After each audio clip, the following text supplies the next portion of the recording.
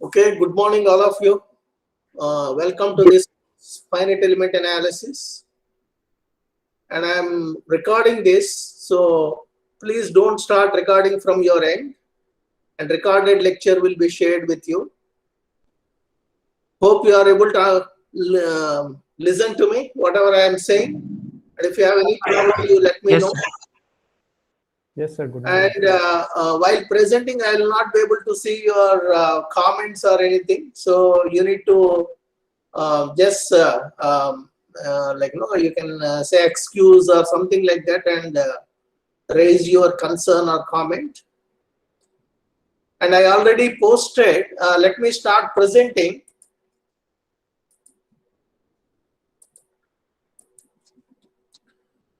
Hope you are able to see this one, syllabus sheet.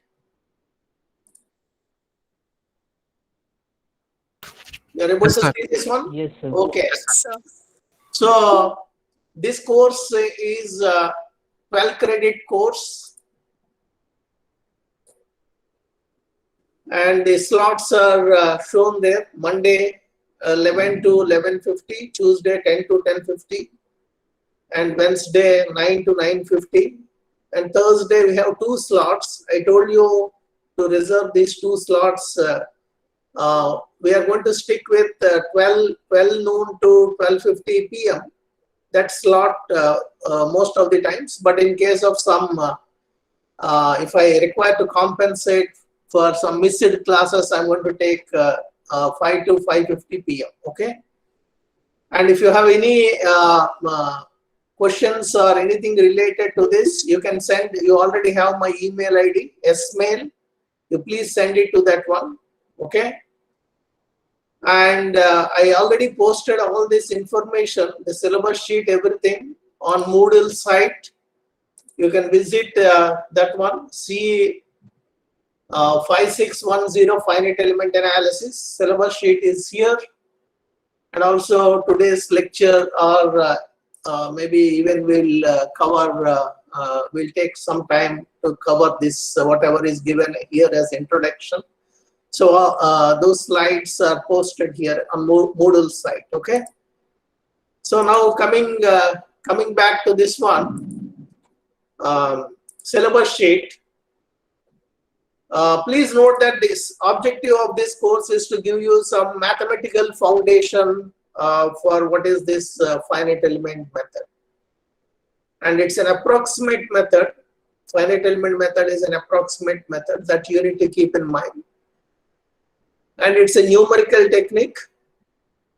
And the purpose of this is to solve differential equations that you encounter from many disciplines.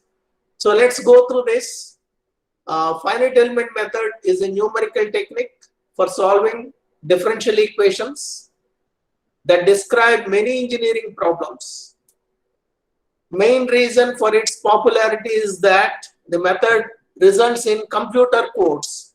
So if you are taking this course alone, it may not be of much use. At least you must have some coding experience. So whatever techniques you are going to learn as a part of this method, that it is their potential is going to show if you implement as computer codes. Okay. And also already existing commercial software, what is that actually coded behind colorful pictures and plots that you see, you will get some idea about that as a part of this course. So let's go through this. The main reason for its popularity is that the method results in computer codes which are versatile in nature, that can solve many practical problems with minimum training. Already some of you from civil engineering background must have used STAAD, such kind of softwares. Basically, they're all finite element based softwares. So what exactly that is coded when you input something and click analysis or something like that, and it solves for you, what exactly is coded as a part of this course, you will be learning some of those techniques and how they are actually developed. Okay. And let's go further. Obviously, there is a danger in using commercially available computer software without proper understanding of the theory behind them. And that is one of the reasons to have thorough understanding of theory behind finite element method.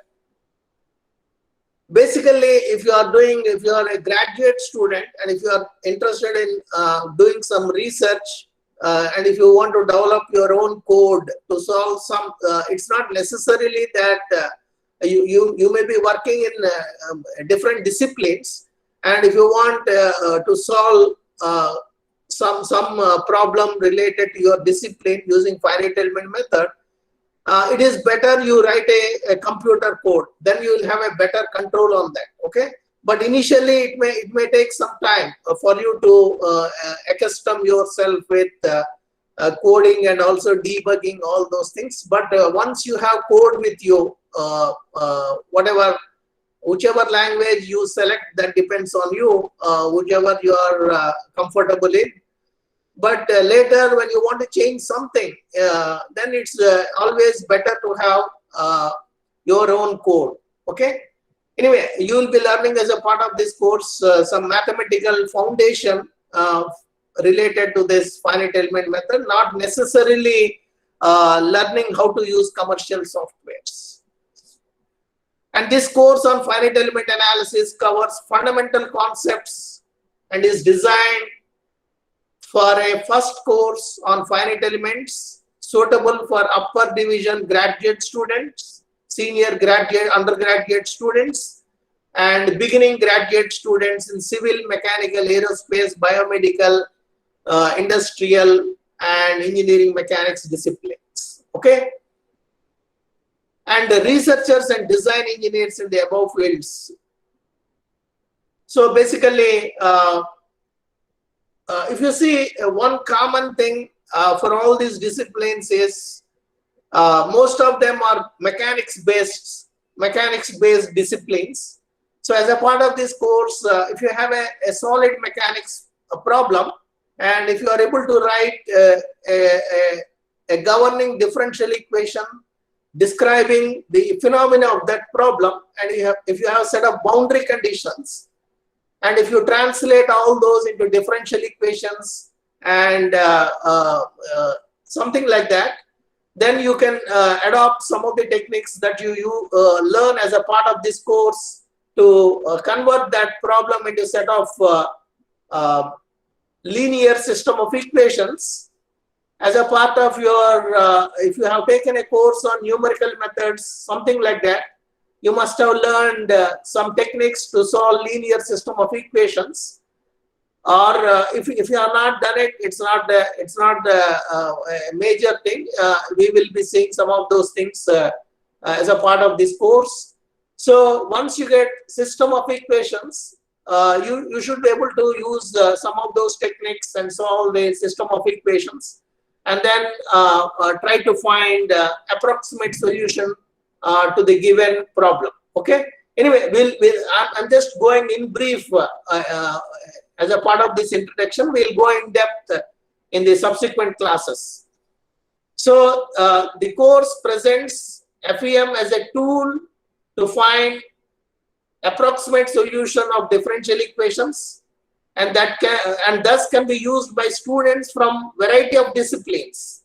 So whatever the content that I'm going to cover, it's not focused towards one of the discipline. I'm going to take a general differential equation and then try to elaborate on various techniques, and then specific for some specific cases we'll be focusing on structural analysis problems, such kind of things, because this is basically offered by civil engineering department. And these applications of this finite element method: structural frameworks, stress analysis, heat flow, and fluid flow. Okay. And this is these are the contents in detail. All the contents are given here. Anyway, as we progress, you will understand better these contents. So, and now coming to the reference textbooks, it is always better to have one textbook, at least one textbook, if you follow for as a textbook for your course. You can refer the other textbooks as a reference books. I strongly recommend this book, Bhatti, by Bhatti, Fundamental Finite Element Analysis and Applications. And it comes with MATLAB and Mathematica. Actually, codes are available on the website. If you go to this, if you type this, this title of this book along with the author name, you will go to the student resources website where you can download this Mathematica and MATLAB codes, and that is how you learn. Even if you are not familiar with Mathematica software, and even if you are not familiar with MATLAB, and you just force yourself to go through those codes and understand for what particular problem those codes are developed. So by that process, you will be learning the software as well. Okay. So I will show you that website now after this, going through this. And another book is by J.N. Reddy, Introduction to Finite Element Method, and the Logan book, the first course on finite element method. These are some of the books, but I strongly recommend the first one. First one, you have a copy of it, and most of the content of this book or whatever course I'm going to cover is actually in line with this Asghar Bhatti. The MA is nothing but M. Asghar Bhatti. Whatever course content I'm going to cover is going to be in line with that book. Okay. And please note that different authors present the same subject material in different ways. So once you have an understanding of the subject material, you can refer the other textbooks. Otherwise, you may be having some problem with the notation and other things. Some other may be using for stress, let's say stress. Some other may be using some symbols. Some other author may be using some other symbol. So these kind of things you will encounter when you refer different textbooks simultaneously. But better you stick with one book. And I also want to tell you one more thing. Most of these textbooks, either they are written at a very high level, which will be scary for a beginner, like this book, Finite Element Procedures by Bhatti. Bhatti is a professor at MIT, but that book is a very standard book, and you can actually look at it for more important points related to this finite element method once you have some understanding of this finite element method. But before having proper understanding of this method, if you try to start looking at that book, for a beginner, it may be a little bit difficult to understand that book. Even there's this Jenkwich and Taylor. This book, actually you have 3 volumes, or one of the volume, actually all these 3 volumes put together, they also made into one volume. So anyway, here 2 references are given, Jenkwich and Taylor, and you can actually Google search, and you have actually 3 volumes of another set of books as well as from the same authors. And subsequently other books are also listed here. But as I mentioned, it is better first you try to understand the fundamental concepts, and then once you have an understanding of it, then you can go and refer these advanced books. Okay. And anyway, I'll alert you whenever it is required as a part of this course.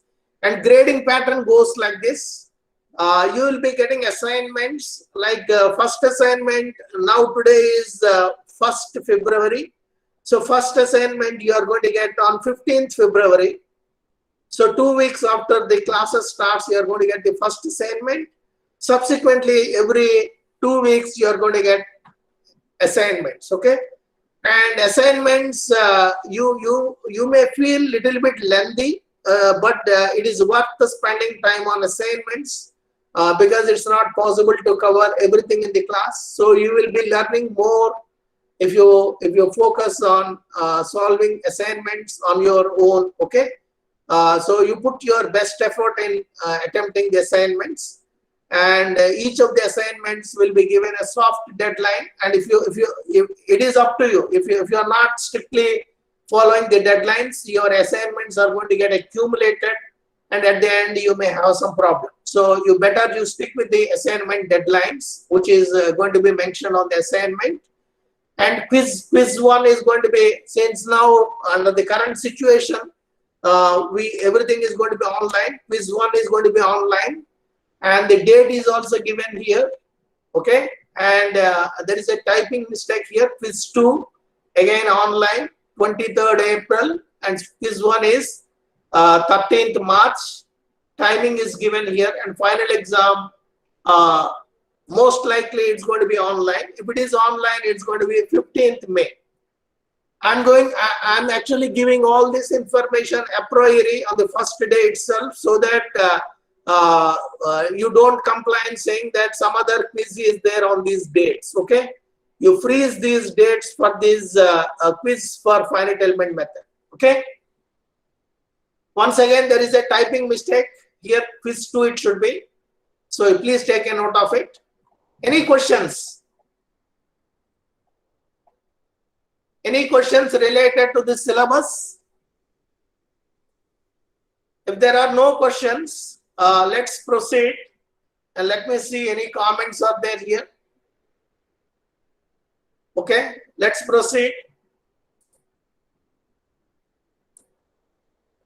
Hope you are able to see these slides. Yes, sir. So here I have given my email ID from which you are already receiving emails. So any question related to this course, you please send to this email alone. Okay. So I told you in the books, Bhatti, Asghar Bhatti book I showed you. So this is Asghar Bhatti has written 2 books. One is on fundamental concepts, another is advanced topics. So let's focus on the because this is a fundamental course. We will be focusing on this fundamental course book, and most of the content that I'm presenting are in line with this book, and it comes with MATLAB and Mathematica codes. So the websites are these codes can be downloaded from this websites. For fundamental book, you can download from this. You can see here student companion site. Wiley maintains a student companion site, and whatever resources that are available under for students, student resources, they're all free. So you can download those codes. And then advanced topics later, if you want to take another course on finite element method, this is the book, and this is the corresponding link to download Mathematica and MATLAB code. And one way, if you are not familiar with coding or anything, the best way to learn coding is to try to understand code written for a particular problem by somebody else. So first you understand for what problem it is written, and what is the you go through the problem and try to understand what are the unknowns and what you are trying to find, what kind of technique that is implemented. You have an understanding, then you look at the code and go step by step, and you will be learning that way any of these software related codes much more easier and faster. Okay, and later you can see these MATLAB and Mathematica codes that are available at the student companion site. Later, if you want to extend this code or modify this code for some other problem, it's easy for you. Once you understand the code, where to modify it, it's all straightforward. So you can do that kind of thing. Especially whatever I'm saying is useful for somebody who want to do some kind of research on their own in the, using this method. Okay, so let's go further. Let's start briefly an introduction, since this is an introduction class. So let's start all the physical phenomena and like elastic behavior of 1, 2, and 3-dimensional bodies, including beams and plates, torsion of shafts, heat conduction, diffusion, groundwater flow, etc. You must have studied as a part of your previous courses some of these concepts. You must have seen some differential equation to describe these each of these phenomena. Okay, so that is what all the physical phenomena encountered in engineering mechanics are modeled by differential equations, and usually the problem addressed is too complicated to be solved by classical analytical methods. Like you must have, if you are a civil engineering student, or even if you are a mechanical engineering student, as a part of your strength of materials or mechanics of materials, you must have studied you must have studied this buckling of columns. If you go back and or immediately, if you are unable to recall the governing equation by which you found the critical buckling load, that's fine. You can go and refresh all those concepts. So just immediately, I want to bring your attention to that problem, buckling of columns. You must have started with a differential equation. Depending on the boundary conditions, you must have written some boundary conditions and the governing differential equation in your analytical method. Whatever method, Euler's buckling load, whatever, how you arrived at it, this is how you are going to start. You have a differential equation, you have set up boundary conditions depending on the end conditions of the column, and then you start assuming some solution, and then substitute these boundary conditions, and then substitute into the differential equation, try to find the unknowns, and then once you have the unknowns, you come back and then substitute back into the approximate solution that you started out with, trial solution that you started out with, and then you can get the approximate solution for the problem. That is how you proceed in analytical methods. But already we have analytical method. Why this finite element method? The reason for this finite element method is when the boundary conditions becomes complicated or the problem becomes complicated, then these classical analytical methods cannot handle that. Classical analytical methods are based on some idealistic assumptions. If the boundary conditions are complicated, then using this classical method is going to be difficult. And please note that whatever solution that you, just now I referred to column buckling problem, whatever solution you got in your mechanics of material, you just go through it. Whatever solution you got there, Euler's buckling load, that is exact. So whatever solution that you get from analytical methods is going to be exact. Whereas whatever solution you get from finite element method is going to be approximate. Approximate in the sense, for some problems, it may match with exact solution. For some problems, finite element solution may match with exact solution, but not necessarily all the times. Okay. So the finite element method is a numerical approach by which differential equations can be solved in an approximate manner. That approximate particular word, you need to underline that. You need to keep that in mind.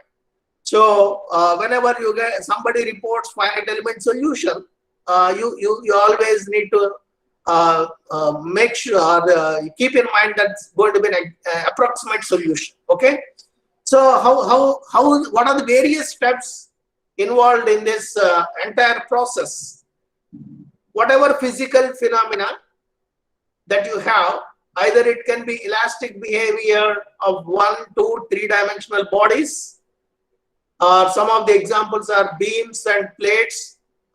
Here it is given beams and plates. Let me change this pointer then.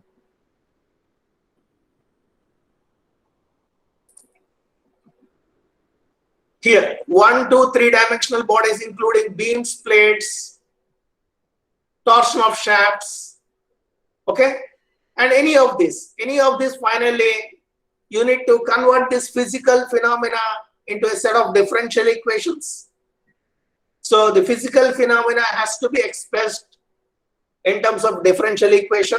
That is what is called modeling, mathematical modeling. Here it is written as model, that entire process, translating physical phenomena into differential equation, that is what is called mathematical modeling. Okay, and also along with this, you need to also translate boundary conditions,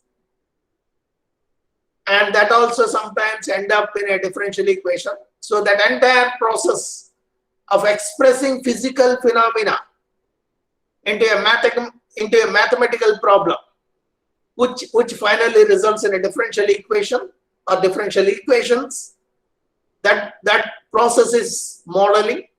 And once we get the differential equations and set of boundary conditions, how do we solve that?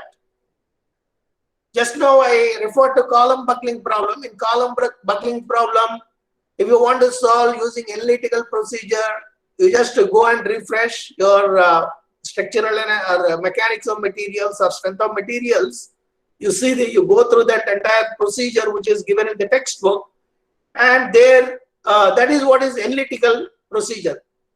But here, as a part of this course, we are going to learn how to solve this set of equations, differential equations along with boundary conditions. How do we find approximate solution using finite element method? And before we do that, these differential equations have to be translated into set of equations. These differential equations have to be translated into set of equations. That is what is called approximation. And there are various techniques for doing this approximation or translating or converting this differential equation into set of finite element equation. There are various techniques like a variational method and Galerkin method. Okay, and some others follow, some others present this finite element methods using variational approach. Some others present this finite element method using Galerkin approach. Okay, and please note that the slides, one more important thing I want to bring to your attention. Please don't think these slides are complete in all sense. Please note that the slides are meant for my convenience of presenting in a better way the material to you. Okay, so if required, or it is, I recommend all of you should have pen and book with you, and whatever points you want to note down, you please make a note of it, because these slides are not complete in all sense. Don't think you can skip the class and then follow these slides. It may not be of help to you. Okay, so you can make a note. This approximation, there are two types, or you can broadly categorize into two types: variational approach and Galerkin approach. Variational, I think you know what is the spelling of variational approach, and Galerkin, capital G-A-L-E-R-K-I-N,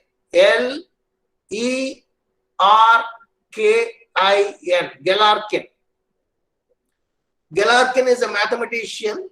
In honor of him, it's that entire that method is, or the approach is named as Galerkin approach. Okay, G should be capital. So this process of translating the differential equations along with the boundary conditions into finite element equations, we have two parts. already students who are who were already here, and because of this pandemic you are at home. If you see IIT Madras campus, from main gate to go to hostels, you have two roads.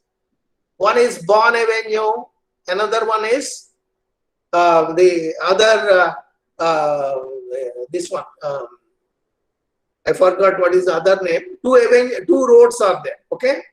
So you can take two paths. Similarly, these differential equations to translate into finite element equations, you have two paths broadly.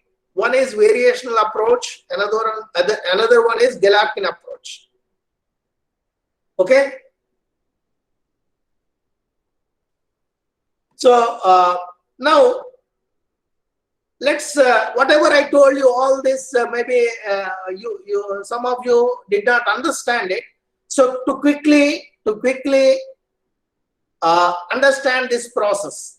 So physical phenomena, translating physical phenomena into differential equations. I'm going to take a small example and show you what is this. And before we go there, so you can see here physical phenomena is getting translated into a set of differential equations and boundary conditions. And that is what is mathematical modeling. And who is going to do this mathematical modeling? Who is going to do this mathematical modeling? It's none other than you. You need to do this mathematical modeling. If your understanding of this physical phenomena is not perfect, if your understanding of this physical phenomena is not perfect, then your modeling is not going to be perfect. So whatever equations and boundary conditions you are writing here are not going to be perfect. So whatever equation or differential equation boundary condition that you are writing here are not going to actually reflect the actual physical phenomena. So there is a possibility of some error here, modeling error. Okay, there can be a possibility of modeling error. And even after getting the differential equations, boundary conditions, let's assume you have done this modeling correctly. Let's assume you have done this modeling correctly. Even after that, there is going to be to translate this differential equation along with set of boundary conditions into finite element equations. You are following two paths. And associated with each of these paths, there may be some error. So finally, your solution may have two types of error. One is modeling error, another one is approximation error. Okay. So this course, finite element method, I told you, it's a numerical method for solving the problems that you encounter in engineering mechanics, and which has applications in civil engineering, mechanical engineering. All that is listed in the syllabus sheet. I already emphasized all that. So now, if your background, if your structural analysis concepts are weak, then you will not be able to do this modeling, mathematical modeling properly. If your mechanics of materials or strength of materials concepts are weak, then you will not be able to do this properly. Okay. So understanding of the particular discipline for which you want to offer this this finite element method as a numerical technique, you need to have complete understanding of that particular topic. Then only you will be able to do this mathematical modeling properly. Okay. Anyway, as we progress, you may have better feel. So immediately to get you an idea about this, I have an example here. So let's go through that example. That example is not necessarily an application from civil engineering or anything like that. It's a general one. Okay. And all of you, if you have taken mechanics of materials course or strength of materials course, you will be able to easily appreciate this. So here I am talking about deformation of axial deformation of bar. A bar is there. That bar is held at one end. The other end is being pulled with a force. I want to describe this physical phenomena. Now when I have a bar fixed at one end or held at one end and being pulled at the other end with a force, obviously stress is going to be double. Obviously there is going to be some elongation, and associated with elongation there is going to be strain. Associated with strain there is going to be stress, and the relation between stress and strain is you need to have some knowledge about the material with which this bar is or rod is made of. What is the material with which this bar is made of? That is important, because the relation between stress and strain is going to depend on that. So once you hold this bar at one end and pull with some force at the other end, there's going to be elongation or extension. Associated with that, you are going to have strain. And please note that this extension or elongation need not be uniform. Need not be uniform along the length of the bar.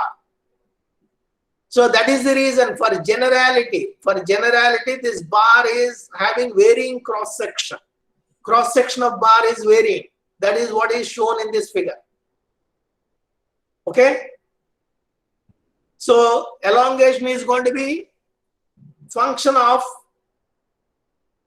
the position that where you are looking at. Elongation at the end is going to be different from elongation at somewhere in the middle. So your elongation is going to be a function of position x. So that's the reason x-axis is shown here. X-axis is along the length of the bar. Okay. X-axis is along the length of the bar. L is the length of the bar. F is the force that is applied at the free end, pull, and the other end is fixed. And what is this Q? What is this Q? I'm going to explain in a while. So now we got the strain. Once we get elongation, we get this strain. Strain is going to be a function of position of the point where you are looking at. So once the strain is function of position, if the bar is made of homogeneous isotropic material, you can use a single material parameter to describe this particular material. That is what is Young's modulus of elasticity. Okay, and modulus of elasticity, for generality, modulus of elasticity, that also you can assume to be varying along the length of the bar. Modulus of elasticity need not be same. It can be varying along the length of the bar. So stress at a particular point, once you know the strain, assuming this bar, whatever load you are applying, everything you are doing within the proportionality limit or within the elastic regime of your stress strain curve, Hooke's law is going to be valid. So stress is going to be proportional to strain, and stress is related to strain via Young's modulus. Okay, so stress is Young's modulus times strain. So whatever I quickly mentioned, you keep all that in mind. So now let's go to this problem on this figure once again. What is this Q? This Q is nothing but some body force. Here this bar is shown as though it is oriented in a horizontal direction. This bar is shown as though it is oriented in horizontal direction. Imagine, rotate this bar by, or rotate this entire thing by 90 degrees. 90 degrees, if you rotate it, this bar is going to be in the vertical direction. So self weight of the bar is going to be there. That is what is called body force. So Q is this body force. Q is that body force. All kinds of forces are indicated in this figure for generality. Okay, Q is body force, and Q is going to be a function of position where you are looking at. Q is also going to be a function of X. Okay, so now I have a bar which is held at one end and it is being pulled at the other end. In addition to that, there is a body force. So now I'm interested in finding the elongation, displacement at every point along the length of the bar, and also strain at every point along the length of the bar, stress along the length of the bar at every point. I'm interested in that.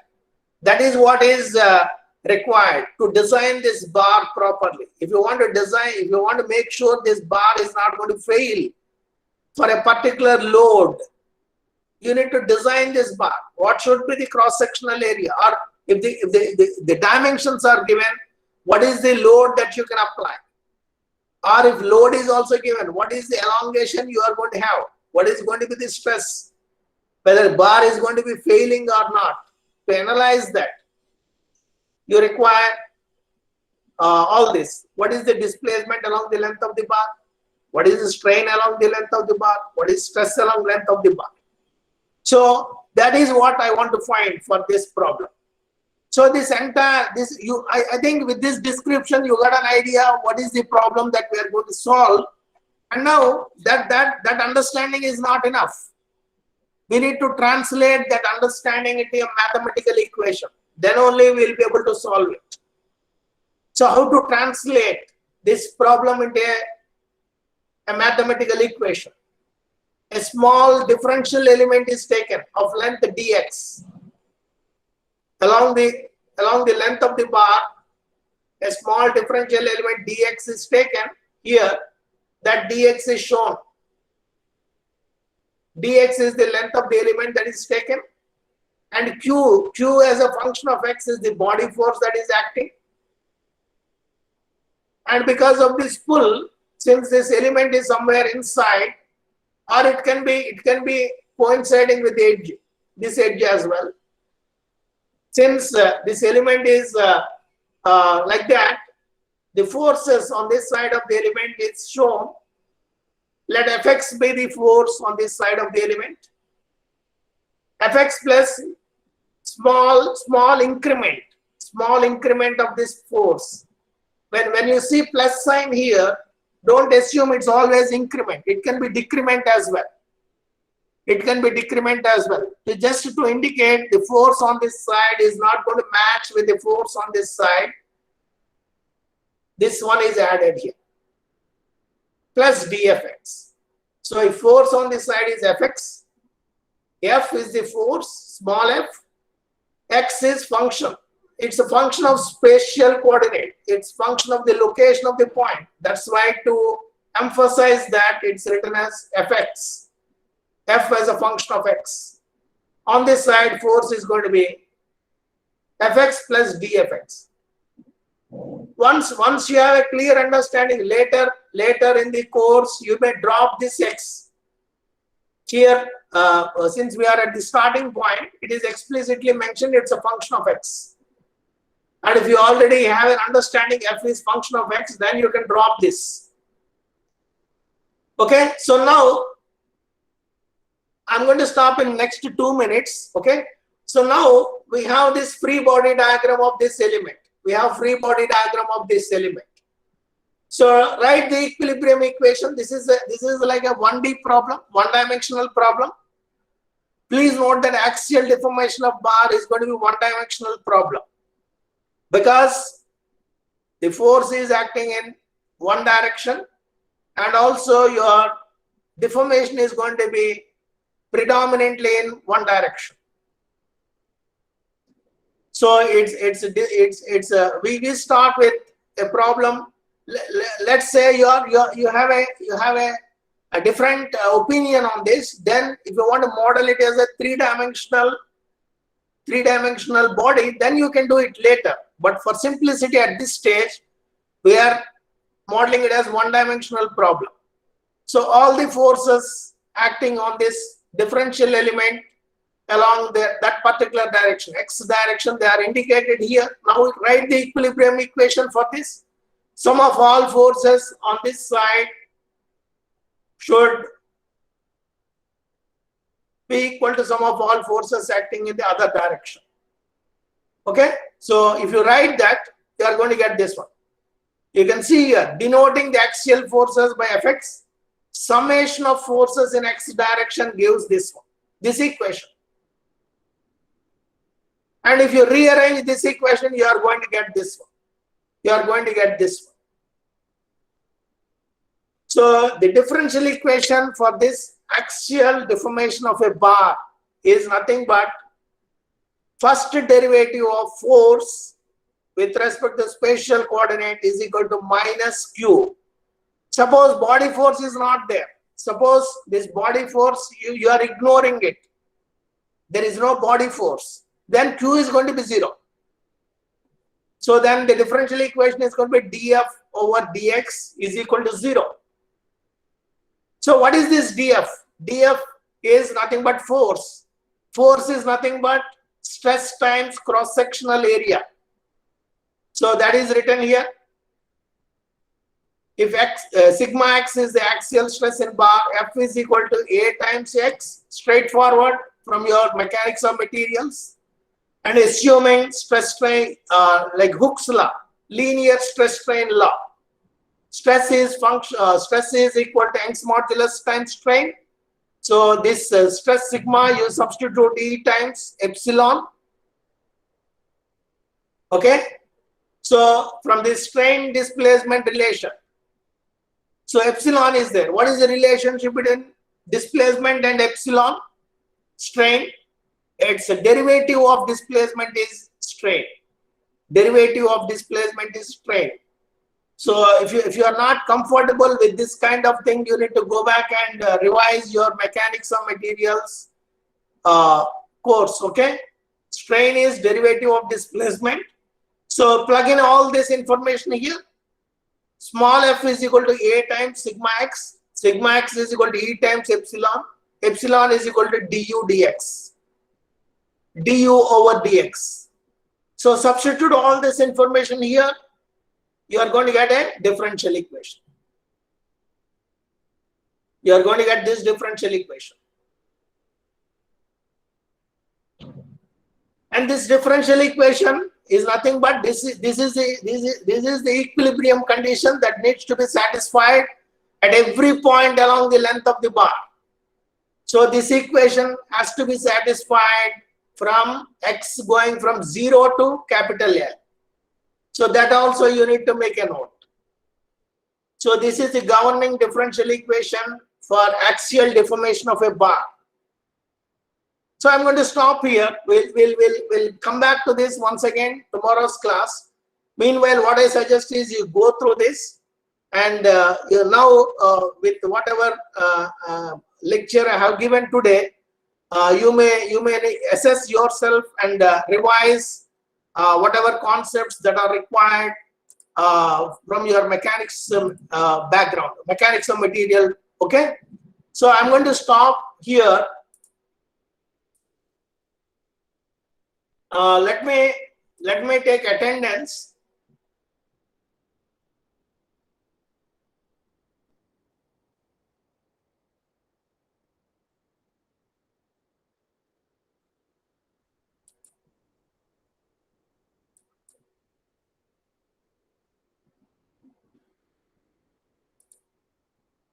Any questions? Okay, somebody corrected me. There are two paths. One is Bonn Avenue, another one is Delhi Avenue. If you enter IIT Madras campus, okay, to reach your hostels. So similarly, there are two approaches. Don't keep in mind this Delhi Avenue, Bonn Avenue, this kind of stuff. But the point I want to make is there are broadly two approaches. One is variational approach, another is Galerkin approach for solving given differential equation boundary condition to get the finite element equations. Okay. Any questions? Sir, Tell me. You have to talk loudly. Okay. yes, sir. Sir, body force is always the self-weight only, or it can be? No, it need not be self-weight. It can be magnetic force or something like that. Okay. Okay. But since we are from, especially this course is meant for civil engineering students or mechanics background students, I mentioned it as body force. It need not be body force. It can be magnet, some kind of pull, kind of pull along the length of the bar. It can be thermal stresses also. It can be. Okay. Because I'm not a mechanical engineer, so I'm not familiar with thermal related things. But if you find something like similar kind of thing, Q can be that one. Anyway, whatever equation that you have seen for axial deformation of bar, and please note that for your kind information for all the students, whatever differential equations we develop, that similar kind of equation you will see in heat conduction problem. I appreciate this student whoever raised it. So the differential equation that you got for axial deformation of bar problem, similar differential equation you get even in heat conduction problem. Only thing is the meaning of the variables, like stress need not be really stress, or epsilon need not be really strain. Young's modulus need not be Young's modulus, E need not be Young's modulus, but similar differential equation you get. And before I stop, just 1 minute. So this is how commercial software people are going to cheat. They are going to develop same code for solving many problems. So they will be saying that this small code can solve heat conduction problems. The same code actually can solve even the elastic or axial deformation of bar. So anyway, that's a nice question and nice observation. Any further things? So If not, let's meet tomorrow. I'm going to share with you this recorded video. Any other question?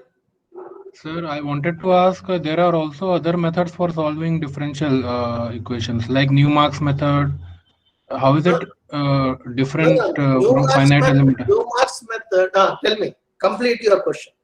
So how is it different from finite element analysis? Because Newmark's method is not for actually it's for solving dynamic problems. Okay, time dependent problems. It is usually, or it is used for discretization in the time domain and solve for it. In finite element method when you apply for dynamics problems, or people the students who have taken structural dynamics course. In structural dynamics course, you must have seen a differential equation, equilibrium equation, as well as you must have used Newmark's method. So now we are focusing on how to solve that differential equation using finite element method. For dynamics problems, we are going to use finite element method in conjunction with Newmark's method. Okay. Okay, if there are no questions, we'll stop here. Let's meet tomorrow, 1 hour in advance. So that is at 10 o'clock. Thank you. Thank you, sir.